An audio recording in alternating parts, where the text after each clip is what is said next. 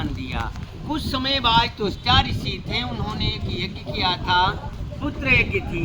उस यज्ञ में गलत मंत्रोच्चारण हो जाने के कारण परिणाम यह निकला कि वृत्तासुर नामक दैत्य की उत्पत्ति हुई।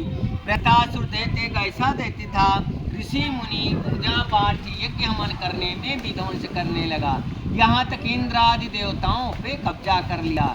तो सभी देवता लोग भगवान विष्णु के पास में गए, हे भगवान हमारे प्राण बचाएं और इसकी मृत्यु का कोई उपाय बताएं। तो विष्णु भगवान कहने लगे कि महर्षि दधीच मिश्रित तीर्थ में श्रेष्ठ कुंड पर तपस्या कर रहे हैं। महर्षि दधीच जी के पास जाएं और उनसे शरीर का दान मांगे, उनसे जो वज्र बनाया जाएगा उससे इसकी मृत्यु होगी। तो इंद्र आदि सभी देवता लोग इसी स्थान पर आए और महर्षि दधीच जी से माता जी चप्पल ऊपर में रहेंगी, महर्षि दधीच जी से कहने लगी, हे महर्षि दधीच, आप अपने शरीर का दान दें जिससे विश्व का कल्याण हो।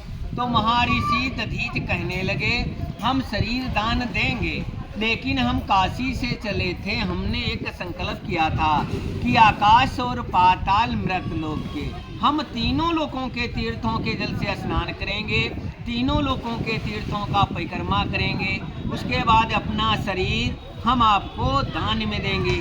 तो देवता लोग कहने लगे कि सभी तीर्थ यहीं बुलवा दिए जाएं और आप सभी तीर्थों का स्नान करें, सभी तीर्थों का परिक्रमा करें, उसके बाद में शरीर का दान दें। तो देवता लोगों के द्वारा तीनों लोगों के तीर्थों का जल आया।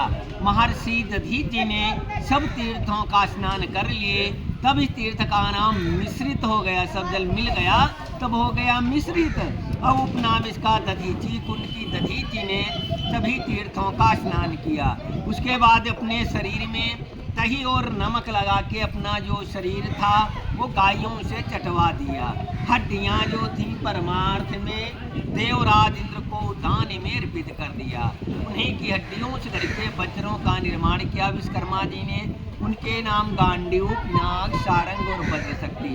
महर्षि दधीच जी के शरीर से 4 अस्त्रों का निर्माण किया गया।